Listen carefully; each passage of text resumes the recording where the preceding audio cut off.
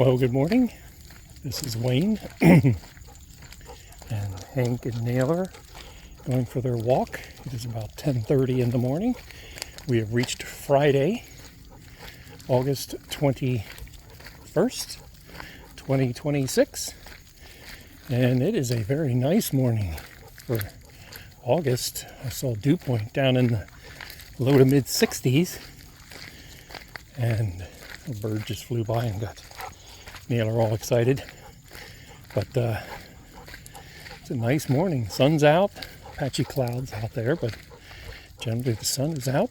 We did not get any storms yesterday. They were all east and south, and I was worried about that yesterday morning. So the height machine had it watch out for the whole area. I think there was a little cluster that went toward Richmond and Chesterfield, but didn't make it here. But the height machine is at it again today, although it's mainly a heavy rain potential, and that wouldn't be till very late today probably, and tonight. But we'll see if that actually materializes, or is that going to be south and east of us also. So we'll see about that. But nothing yesterday, so generally making it through this week. And now that it's Friday, we have a nice morning. Temperatures down in the 70s, and the dew points in the low to mid 60s. Nice little gentle north wind. So we'll have the rain chances later today and tonight into tomorrow, and then Sunday and Monday look to be okay. And then a little unsettled at times middle to end of next week, it looks like, as we're starting to close out the month of August toward the end of the month. And now I got something stuck in my shoe. Just hang on a second. Let's see if we can get it out without having to take my shoe off. Alright, so anyway, other than that, nothing else going on. It's quiet generally this morning, and looks like I'll be heading out to take a grocery run here when I get back after the walk and get Naylor his run. Get a few supplies for the weekend. My one son was a little sick overnight, so I have to get some soup or something. We have ginger ale and crackers. We found out we don't have any soup or anything like that. And with grandchildren around going to school, I'm sure it will ramp up very quickly. The sickness department went through it when our sons went to school. Well, that first year with kindergarten, my oldest, that was awful. First 4 months, it just went around the house over and over and over and again, and couldn't wait to get to the holidays and then reset. And it wasn't quite as bad after the holidays for the rest of the school year that year, but wow, those first 4 months, whew, it was rough. It wasn't quite as bad the second go round with the second one, but that first one, that was tough. And it was a little tough last year with the grandson that started, but now 2 of them will be around, one in preschool, one in first grade, so I'm sure it'll start up pretty quick after school starts. Maybe it waits until after Labor Day weekend. They only go to school for a week, and then they have Labor Day. So, actually, that's not true. They have 2 weeks before Labor Day. So, okay. So, I was miscalculating. So, not used to it. My sons went to school. They started school the Monday after Labor Day, and if that was this year, it would be the 7th. Woo, it would be late. So it's good they started this before school, or before Labor Day, starting school.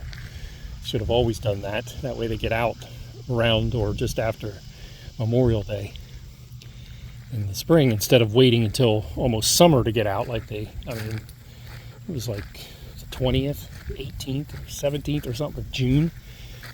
It's ridiculous. So, and such a thing as spring break, which never had. We had an Easter day, I think, and we didn't get as much time off at the holidays as they do now. So, they have a pretty good schedule for school, in my opinion.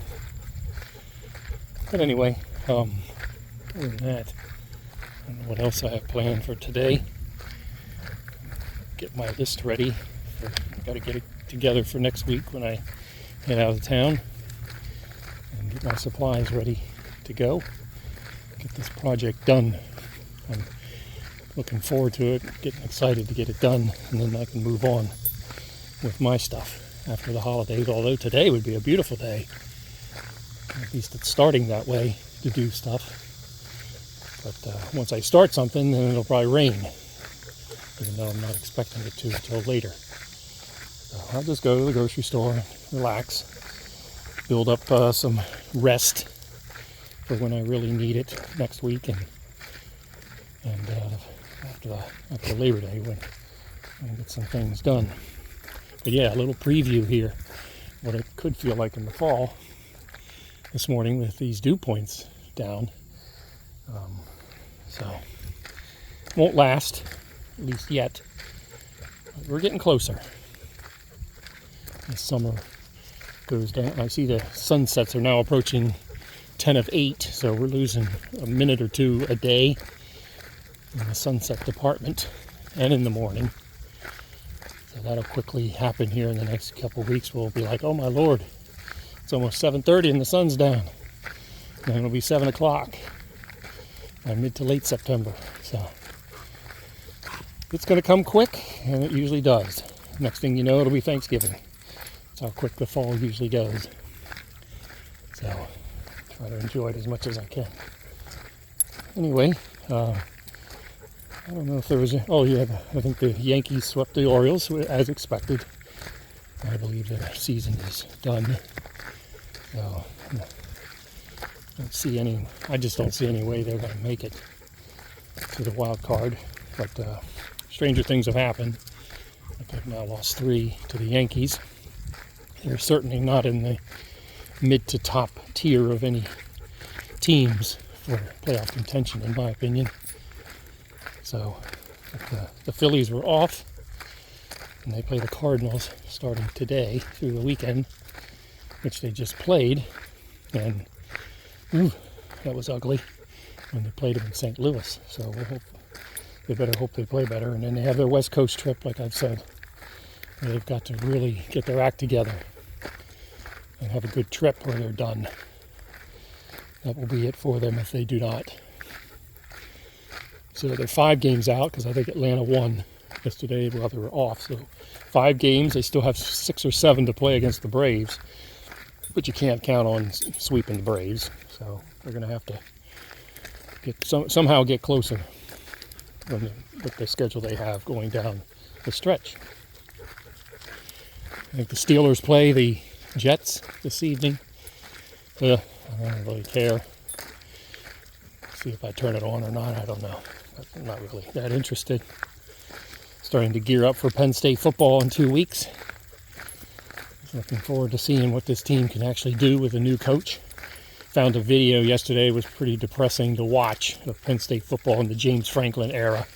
It's pretty disgusting how many times they were ranked and or undefeated in the middle of the season, and then would play Ohio State and Michigan, and or Iowa or Michigan State, and get beat, because Franklin was not known for beating ranked teams, and his teams always seemed to lose. They had advantages over Ohio State more than once. Michigan kind of was a little more dominant over Penn State than Ohio State was, but I mean, certainly Penn State could have won some of those games back in that time and did not. And then there was Michigan State and Iowa that you had to contend with. And pretty much everybody else, it wasn't too bad. There was an upset or two. Minnesota and things like that. But the 3 or 4 main ones really took advantage of Franklin and his lack of coaching skills in big games. So hopefully that changes with Campbell. A new start, a fresh new idea, and an actual football coach that understands, how to coach. We'll see if he's worth what I think he should be and how he performed at Iowa State, which was a much different and much smaller school for him to coach. So with less talent, although brought like 24, 25 players from Iowa State. So it's Iowa State East this season. But oh well, we'll see how they do. I mean, you have a starting quarterback that has the most starts of any college quarterback right now, and we'll see how he does. And some decent players. I mean, the tight end I've seen, he looks like a beast. And then they have another tight end that stuck around. So their tight end room looks like a beast, and I'd be abusing teams if I were the offensive coordinator with both of them. Both in the run game and in the pass game, I'd be abusing them. They're just beasts. I think they're both like 6'6", 6'7", and can run and catch and block, and man, that'd be heaven. So, tight end, I always said when I was a kid, if I was going to be a football player, I'd be a tight end. I always thought that was the most fascinating position to be. Catch the ball, block, you do a bunch of stuff, and I think you're important on the team, and if you're good at it, you can really be a dominant force. I've known some in the pros that really control ball games. And running backs and wide receivers get and the quarterback gets all the hype, but tight ends have really done well, some of them in the pros. And even at Penn State, they've had some good ones lately. So we'll see if these two can perform. So I'm looking forward to seeing what type of team they have. I don't know if they've done what I've done in College Football 27 and merge Iowa State and Penn State's playbook together. I hope they get rid of some of that nonsense that the Franklin era tried with these stupid screen passes and stuff that would never go anywhere. Introduce some power running, get some size on the offensive line and actually dominate. And, play Penn State football and mix in some of the new stuff instead of, we're going to do this. And I mean, Franklin recruited, I think, 10 times as many wide receivers as he did offensive linemen that were worth anything. So get back to the Penn State football. Have a football coach that believes in it. Run the ball. I mean, they were able to run the ball. I mean, they had Barkley and others. But they couldn't control games and dominate them on a weekly basis, which is what Penn State used to be able to do. So they need to get back to that, and I believe in that philosophy. So, you mix in the new stuff, the 4 and 5 wide receivers or the tight ends, and put dual whatevers or whatever, that kind of stuff. But you put power stuff in there, power I formation, stuff like that. You have pitch plays, you have power up the middle, trap blocking and things like that actually can control a football game. Alabama didn't have a flashy offense all those years with Saban. They weren't the flashiest. Yeah, they had some pretty good wide receivers, but the quarterbacks controlled the game for the most part. Their defense played well, and the offense could, dominate a football game when it needed to do it. And that's what, and Georgia has the same philosophy.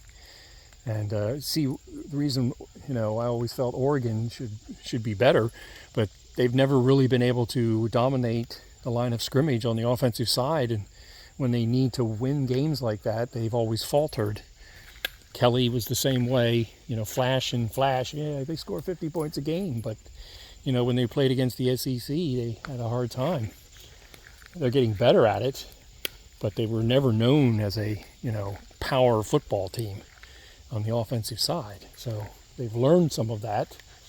Indiana, while they looked fancy last year, could throw the ball all over the place, make plays with a quarterback that played well, they relied on a power running attack to win football games. Watch those games against Oregon, and I believe they played Ohio State. And in the national championship run, they ran the ball, and they ran it successfully. And that's what is missing sometimes from Penn State. When you need it, you don't do it because you can't do it. I'm hoping that changes because that's what needs to happen. So we'll see what happens in the future, but I'm kind of optimistic, at least to start the season. I don't have high expectations of a championship or anything. I hope they do well and, compete for the Big Ten championship. But if they win 9 games, I think it's a successful season. And with all the turmoil and changes and things like that, they have enough experience on the team. They have the players. And they have a coach that I think understands football more than Franklin. Franklin was a used car salesman and never got a quarterback that fit his style. And with Rocco, at least he fits Campbell's style because he played for him for 3 years. So he pretty much knows what Campbell's going to do. And that's going to be helpful, I think, going forward. Because when Franklin came, he started with Hackenberg. And Hackenberg was not the type of quarterback that Franklin had at Vanderbilt before he got there. And he never found one other than Trace McSorley, who was probably the typical quarterback, or more typical than what Franklin would want as a quarterback. But could never replace that, even though Clifford tried to change that, and a couple other ones, Stevens, and and even Aller. Aller's certainly not, that type of quarterback. So big arm, never used it properly. So we'll see. I'm hopeful. I'm going to give him a few games. I'm not going to give up on the first game or two, and we'll see what happens.